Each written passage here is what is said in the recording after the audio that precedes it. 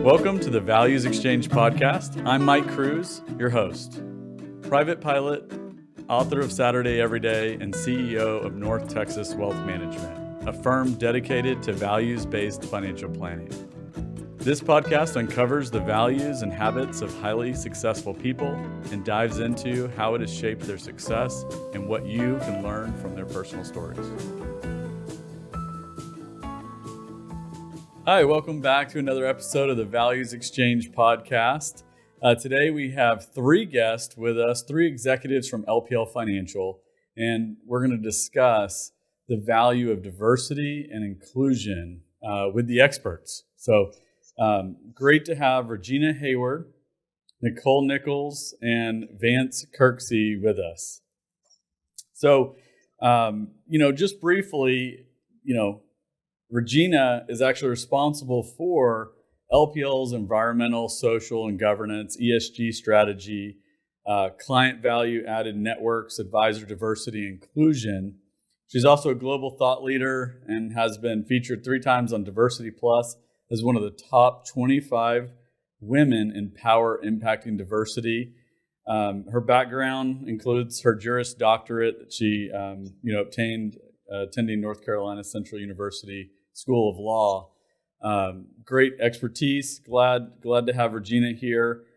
And also, Nicole Nichols is with us.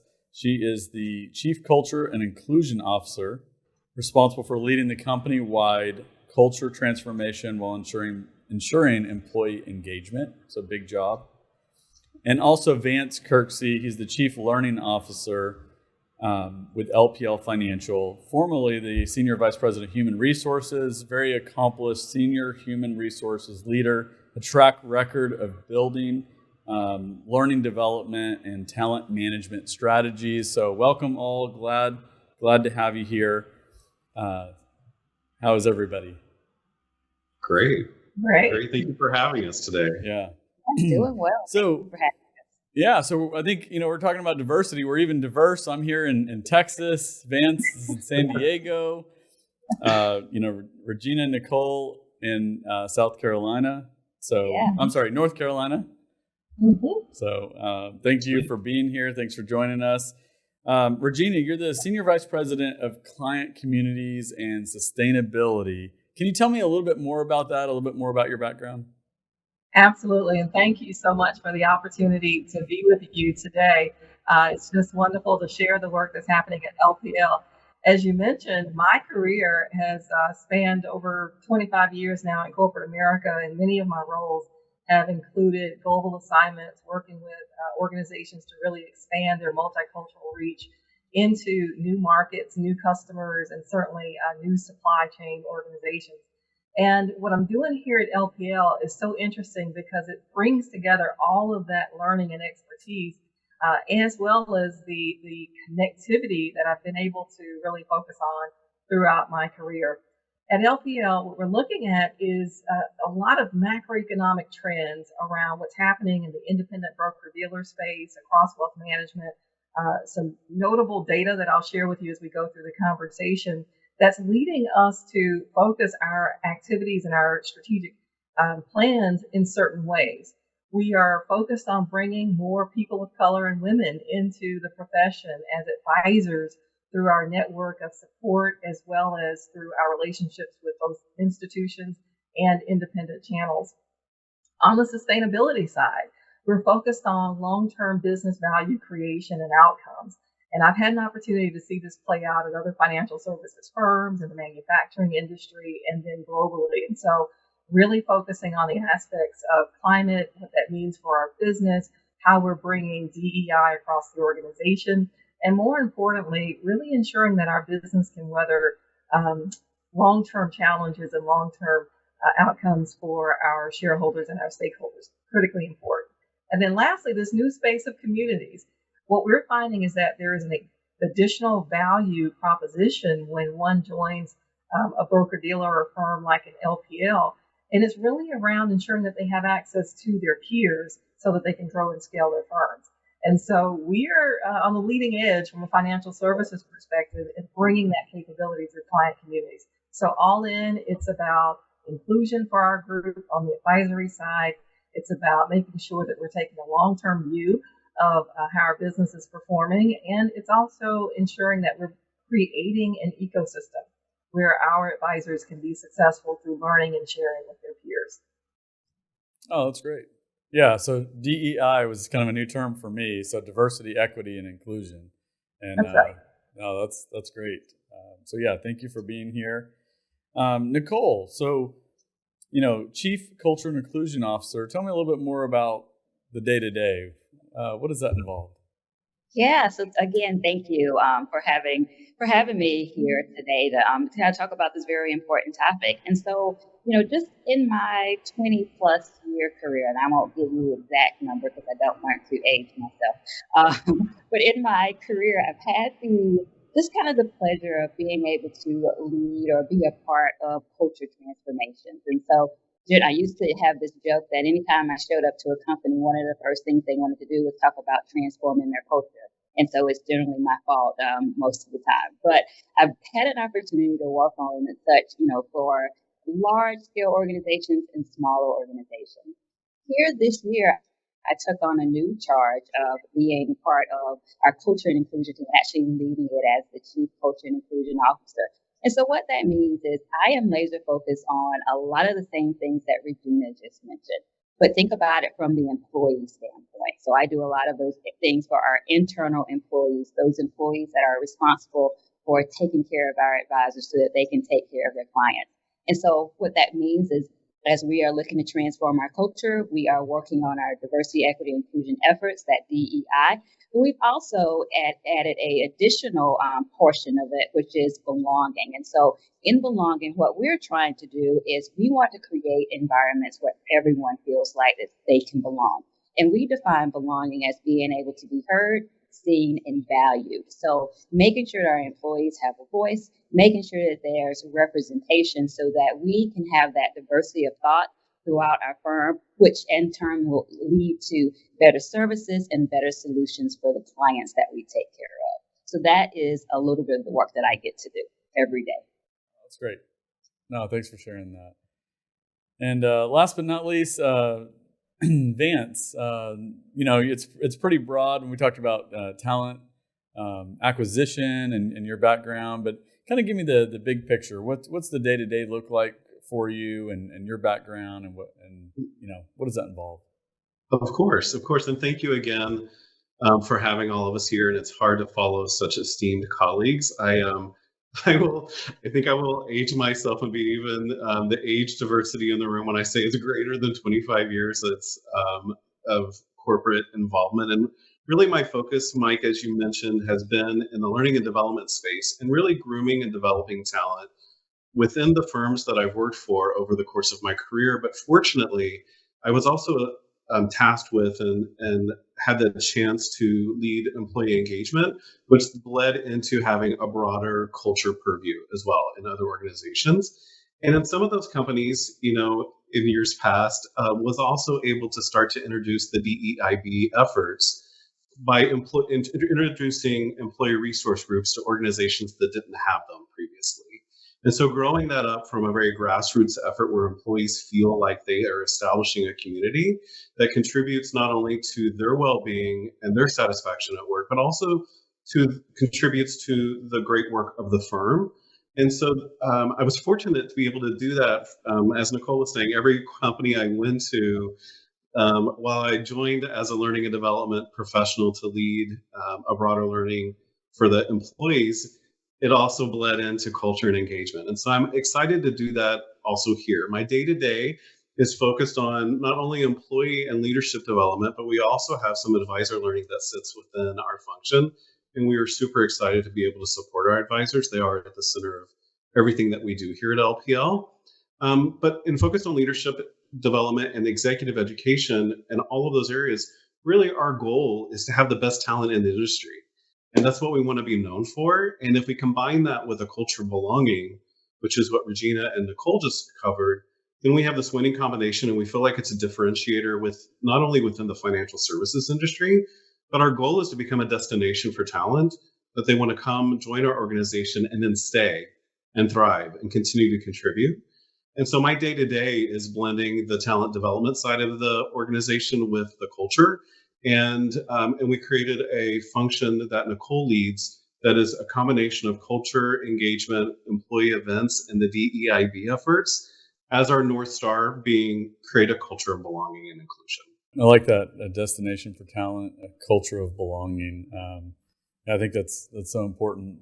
I think what separates like a career from a job is that sense of belonging and wanting to stay, especially now that it's changed. People don't stay on the job as long as they typically do, but maybe that sense of belonging can change that. That's great. So, so a few questions for you here. So we'll see who wants to answer this, but I think, I want to set the stage by saying LPL Financial is definitely a leader when it comes to diversity and inclusion. And in fact, they won, congratulations LPL for winning an award, the Wealth Management Wealthies Award for Diversity, Equity, and Inclusion efforts.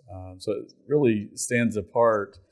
Can you share with me some of the key initiatives that contributed to that award, contributed to that success, and what sets, I guess, the approach apart from other companies?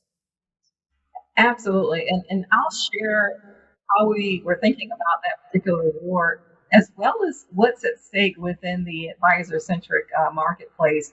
We certainly are paying attention to data that shows that advisors are making decisions to join companies based on a number of factors. They're looking for cultures that match their values and beliefs. They're looking for technology solutions that allow them to grow and scale their businesses.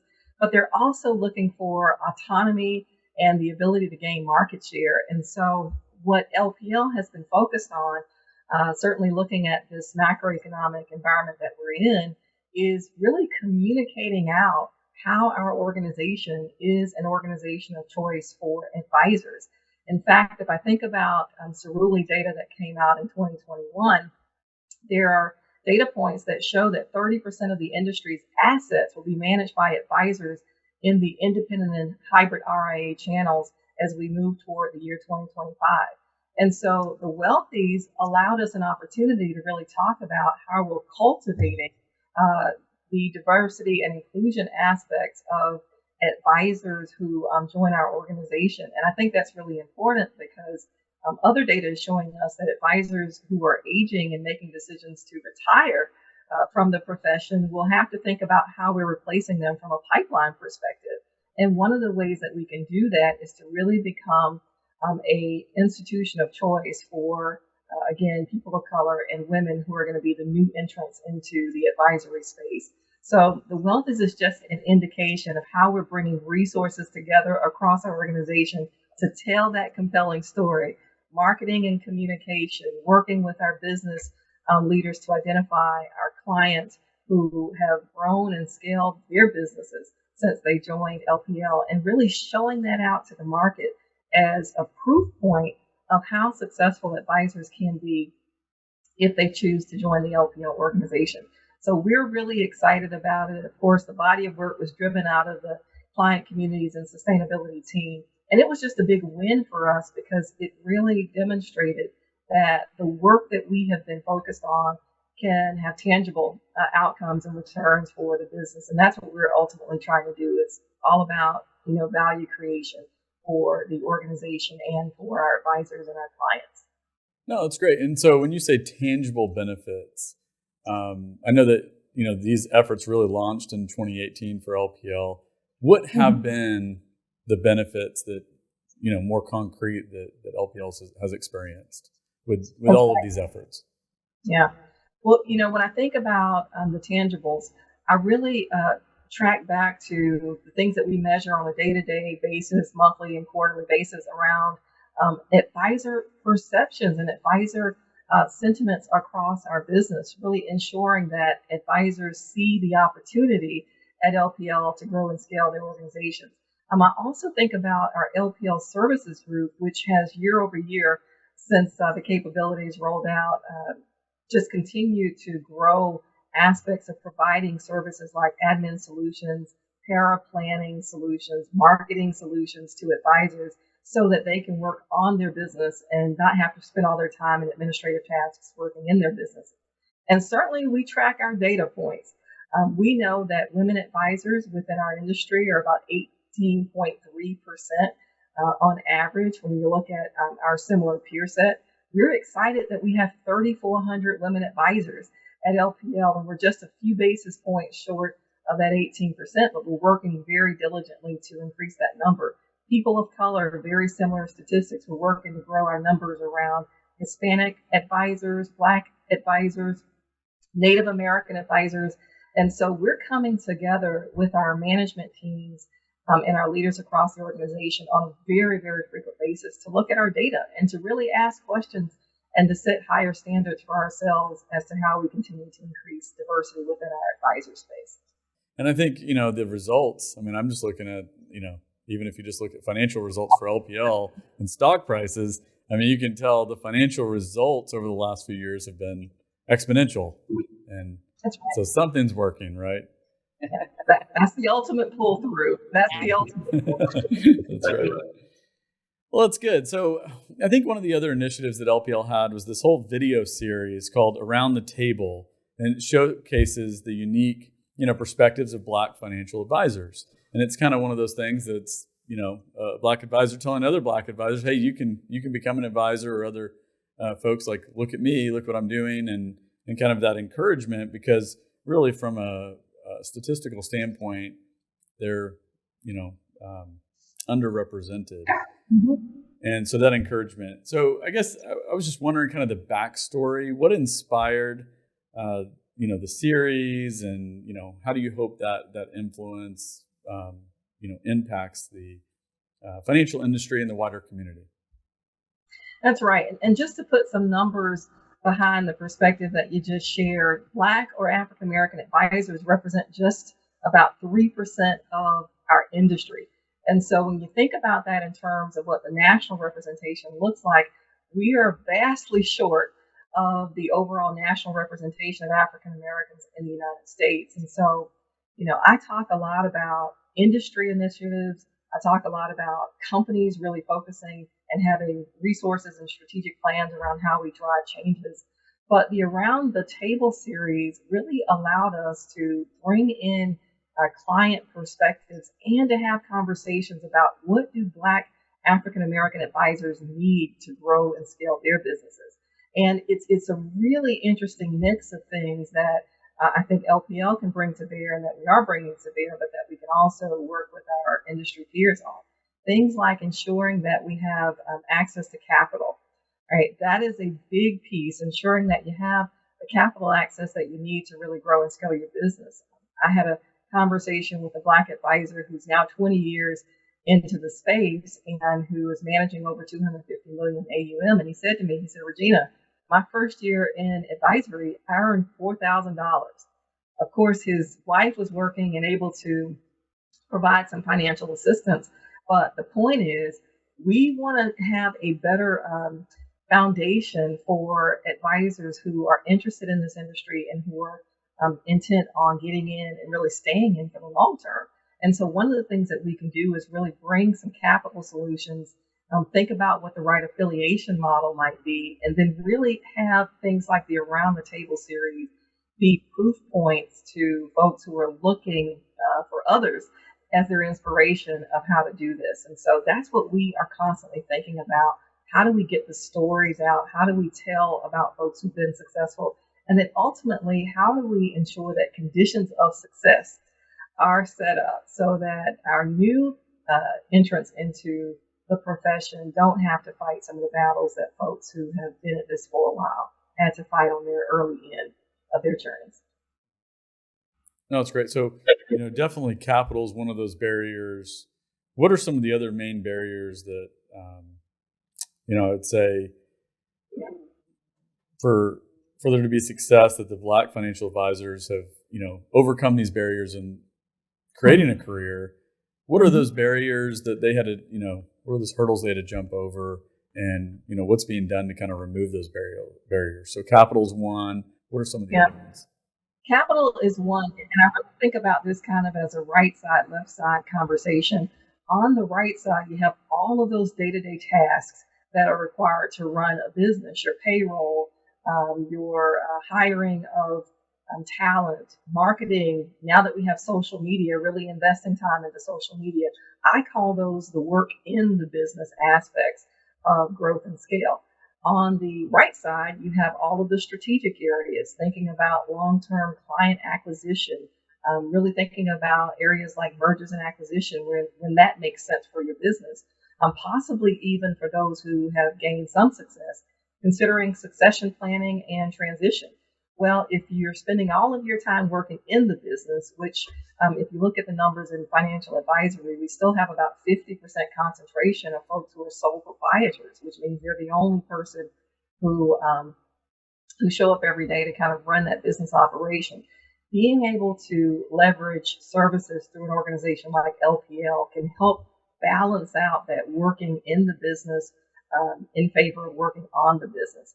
And that's where my group, and I know my colleagues at LPL, spend a lot of time consulting with, counseling, not only our Black advisors, but all of our advisors who really aspire to grow, because it's about having a trusted relationship with an organization that can help you think through what are all those pivot points that you're going to have to contemplate in your growth journey, and how can LPL really wrap its arms around you to help you with your marketing, to help you if you need an admin assistant. Maybe instead of hiring one, you can select an admin from one of our outsourced solutions. And that could be something that is very helpful to your organization. Even simple things like payroll, being able to free up your time so that you don't have to do that on a day-to-day basis by having some payroll support. And so I just think LPL has really leaned in not only to ensuring that diverse advisors are successful, but that all of our advisors are successful by creating a suite that can be leveraged throughout the business maturity journey so that you can focus on the business versus spending most of your time focused in the business. Yeah, that makes sense. So if we think about, I look at, my firm is North Texas Wealth Management. We have a diverse client base. But how can the financial industry as a whole, I guess, do a better job serving minorities, serving the Black community or Hispanics? What do you think is like missing in our industry? Yeah, I'm going to pull on a data point from Harvard Business Review. Their 2019 report shows that inclusiveness, really thinking about having a broad mix within an organization, it enhances professional performance. And in fact, the research found that teams with inclusive leaders are 17% more likely to report that they are high performing, 20% more likely to say that they make high quality decisions, and 29% more likely to report behaving collaboratively. And I know Vance and Nicole can provide a lot more context on that, given what they do. But I use that to really maybe put on the table that financial services shouldn't leave value on the table by not ensuring that we are being inclusive of women and people of color and other diversity dimensions within our practices. I also think that one of the things that's going to work on our behalf as we really engage in DEI, diversity, equity, and inclusion, is the pragmatic nature in which financial services leaders, think and process. It's all about the data. When we look at historic data, when we look at patterns and information, it's really easy to see where the wealth gaps are within the country. So 6 times more wealth in Caucasian families than in African American and Hispanic families. It's really clear to see that in some of our diverse areas, communities like the African American and Hispanic community, wealth is concentrated in 2 asset classes. So it's pretty much the pension and 401k based assets, as well as a home. So what better profession than financial advisory to really get in and help those communities not only understand financial literacy, but understand the opportunities of maximizing diversification. And so that pragmatic, critical thinking aspect of what we do, I think is going to be critical to helping us to shape DEI going forward. A few other things I could mention around, making sure that our organizations are resourced and setting progressive goals year over year to really focus on this. I think those are really key. And then the last one, I think we're going to pull this thread a little bit later in the conversation, is being aware of bias. If you look around your office, you don't see anybody in your office that's a woman or anyone that's a person of color. Just being curious and asking some questions. How can we recruit for more historically Black colleges and universities? How might we bring someone in, maybe as a female intern this year?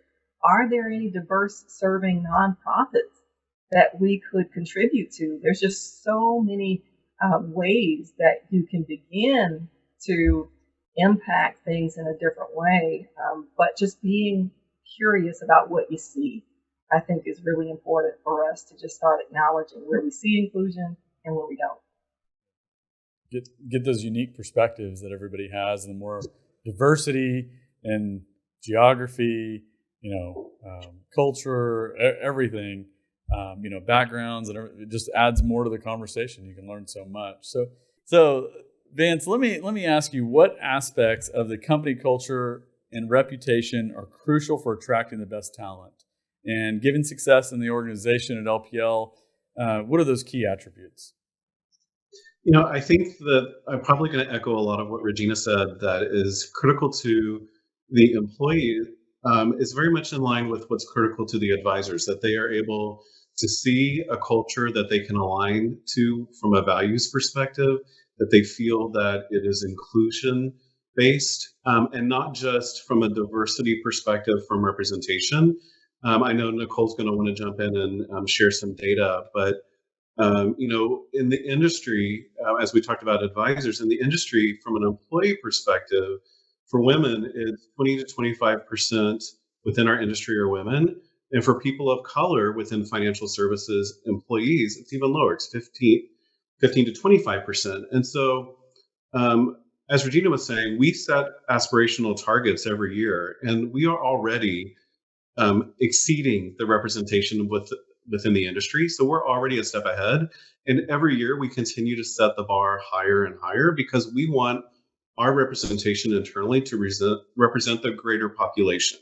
So that there's the diversity aspect of it, but the inclusionary behaviors and practices are definitely ingrained into our culture and our DEIB efforts, as well as I talked about earlier, the talent development aspect of this. So making sure that people have a best-in-class manager with inclusionary behaviors. We fold a lot of that into the curriculum for managers of all levels. People who aspire to be managers, we have programs for people so that they can accelerate their trajectory into a leadership role before they officially manage others. First-time managers up through senior executives, all of that in terms of inclusionary behavior, inclusionary practices, unconscious bias, are folded into our curriculum because we want to continue to provide the best managers possible. But we're also developing our talent internally in a very conscientious and intentional way. So we have created programs that are designed to accelerate someone's progress in the skills, knowledge, and experience that they would need to be considered either for an internal mobility role in another area of the firm that they may not have considered before, or into a promotion opportunity because they may not have had development in other firms or within the financial services industry, and we're trying to accelerate that. And so we're so proud of the wealthies that Regina and team have recently won. We're also really excited to share that the development program that we have for our Emerging Leader program, which is for diverse top talent at the AVP and VP level to try to accelerate their readiness for promotion, just won a best-in-class award called the Brandon Hall Award. So won gold, and it was the highest of honors and recognition. But we're building that model out for all levels of leaders within our firm because we realize that to not only, to Regina's point, go to historically Black universities and try to recruit talent early in career, to go within the tech industry where we also have female technologists are at a premium across the board, and we want to be a destination for female technologists. So we're broadening the ways in which we recruit because we use, as Regina said, we use a lot of data and insights to find where are our opportunities, where do we have more swings at the bat and then build programs and initiatives that try to drive and deliver on those outcomes. And Nicole, I know that we live this every day. And so representation, best managers, developing talent, and retention are really critically important. But our initiatives and the way that we measure specifically employee sentiment, which we haven't gotten into, I know that that is a passion of yours. And so I'd like to turn it over to you. No, absolutely. Thank you, Vance, because it is a passion. And every time I get an opportunity to talk about this and some of the work that we're doing with other colleagues in the industry, I'm always shocked that we are probably one of the only companies that are doing it this way. And so we've decided that diversity, equity, and inclusion and belonging is part of our culture. It is part of our culture story, and it's part of our DNA here at LPL. And so with our culture, we do this process, what we call sense and adapt. And so what that means is every single month we go out and we interview our employees, and we also do surveys with our employees to get a sense of what is our culture, what does our culture look like, and what does it feel like to them. Because I think, one of the great things that Disney talks about is, your customer engagement won't ever exceed that of your employee engagement. So it's super important that we have an understanding of what's happening with our employees so that they can deliver great services and products to our advisors. And so we do this every month. And again, it's called Sense and Adapt. We interview and do surveys. And we actually get that information. We send it over to a third-party vendor because to evaluate that survey and give us the results, because we want to make sure that we're not being biased in looking at the data. And so to take that bias out of even that system, we send it to our third-party vendor who gives us a report back to say, here are the areas that we're doing well in, here are the areas that we have opportunities and that we may want to focus on. Once we get those areas of opportunities, we and the things that we are doing well on, we continue making progress on the things that we're doing well on. And then we also put plans in place to address those things that may be opportunities for us during that particular survey interval. So that really goes back to that portion where we talk about belonging and how we define it as being seen, heard, and valued.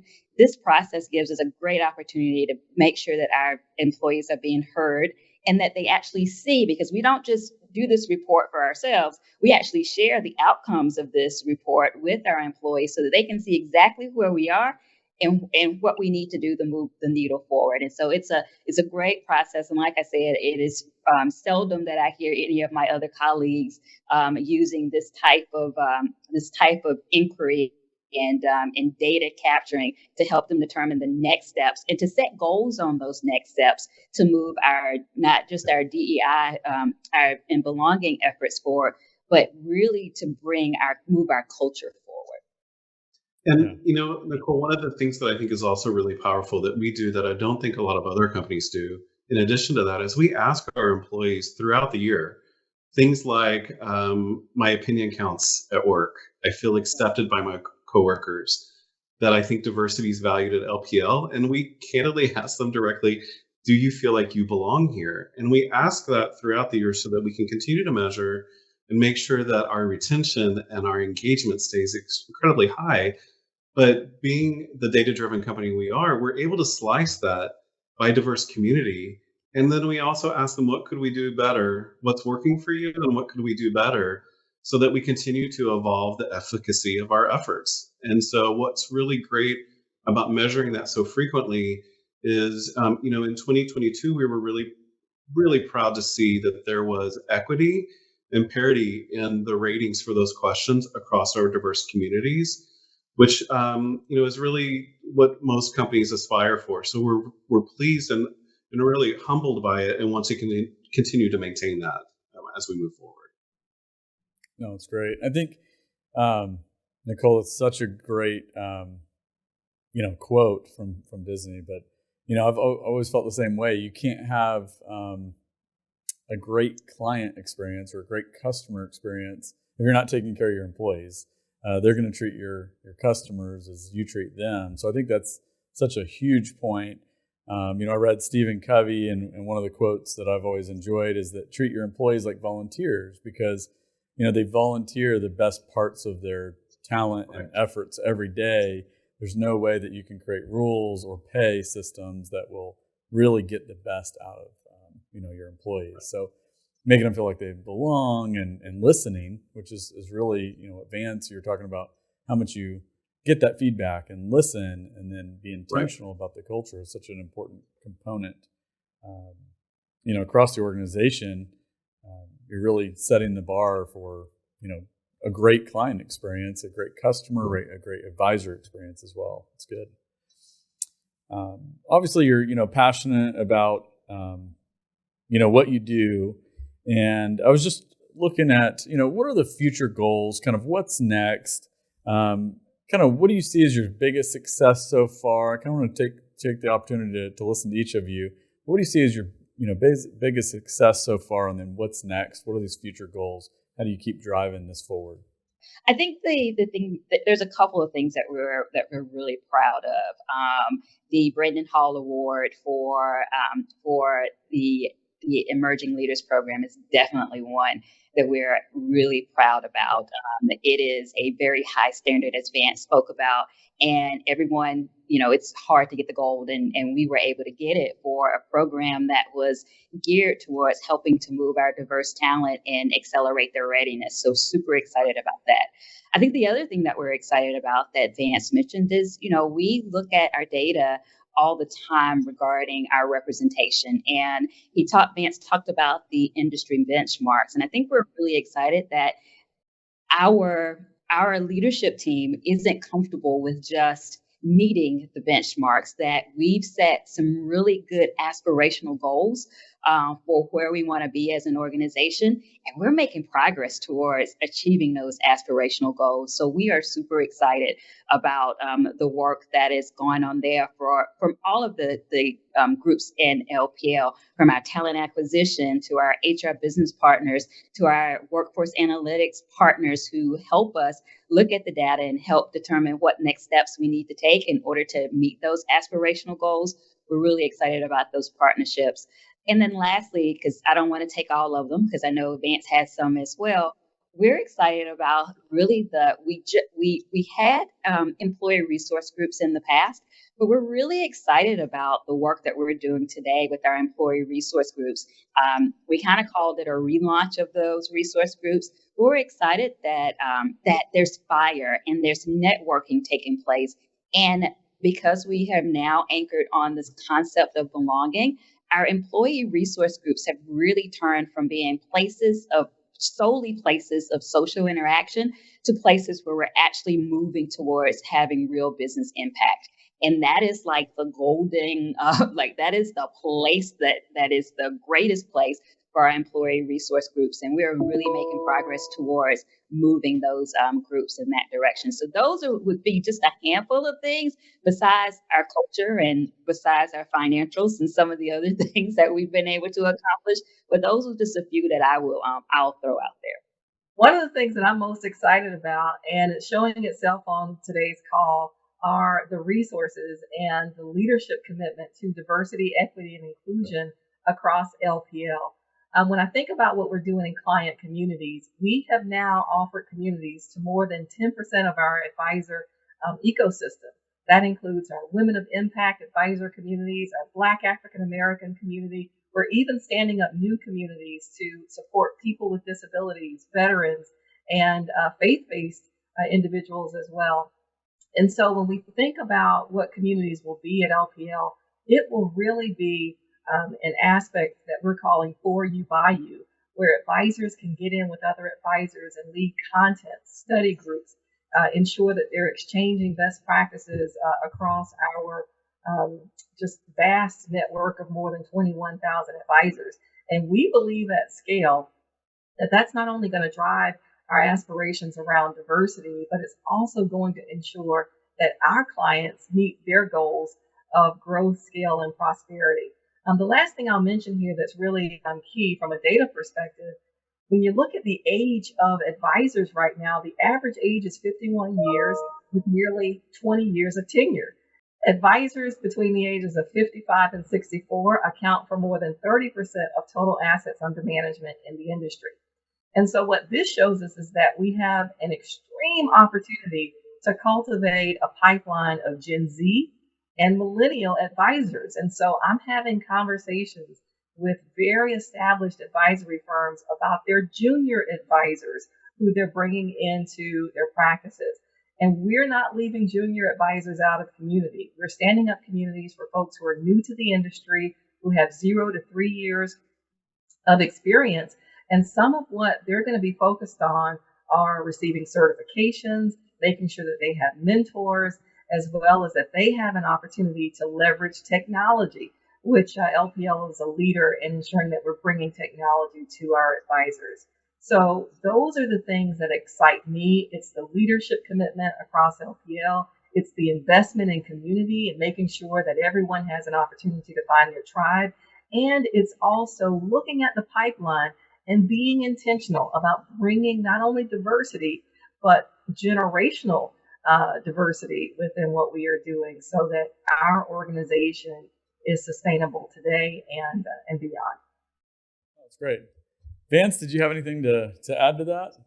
Yeah, just to chime in and echo what Regina said about our senior leadership really being not only a supporter, but an advocate and a champion for our DEIB efforts. Our entire management committee led really by, as part of the culture transformation by Dan Arnold.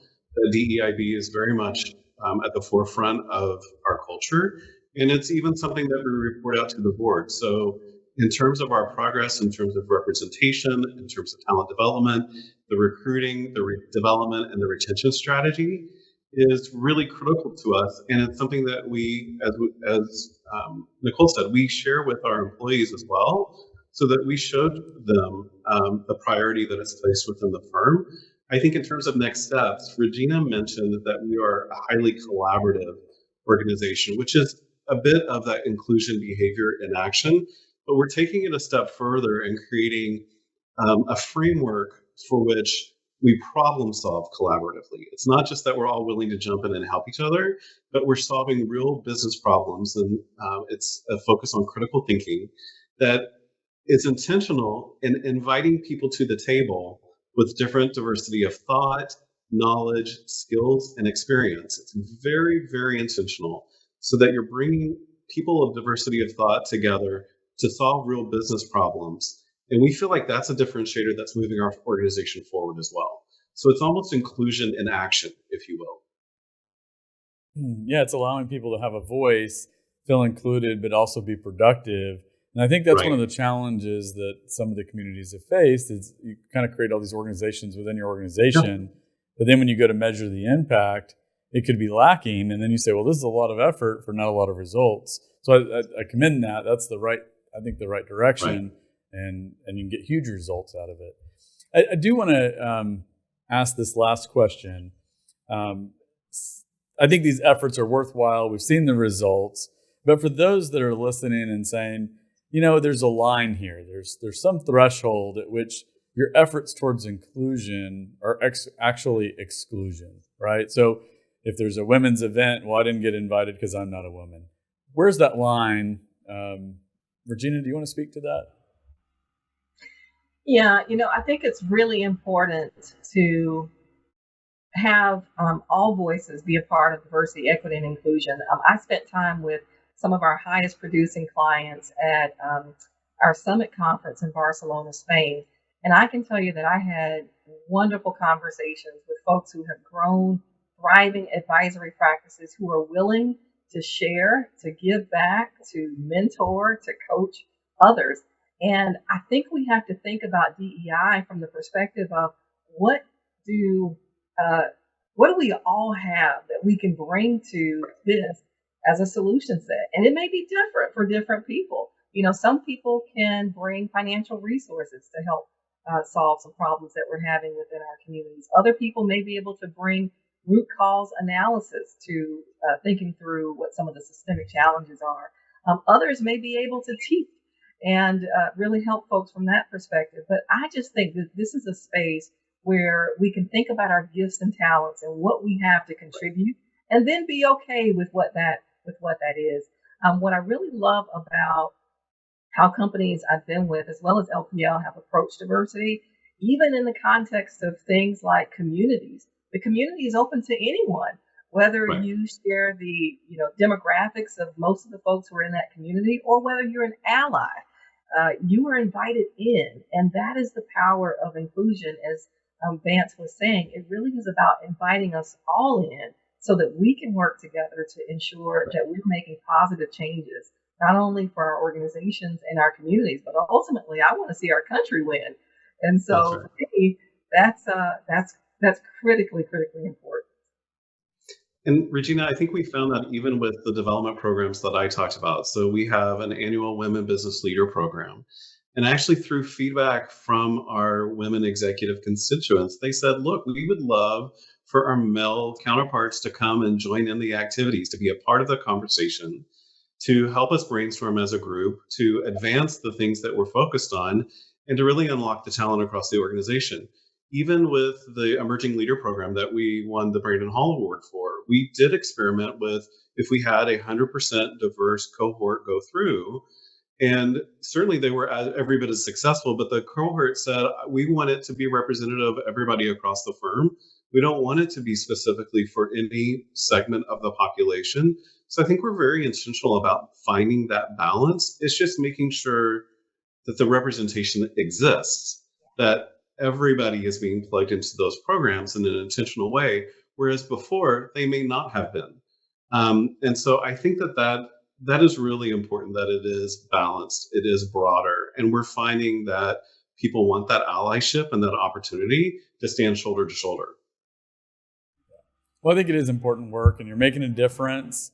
And so thank you all for your time today. Thanks for taking a minute to be a part of the Values Exchange, and, helping create the communities, helping people find their voice.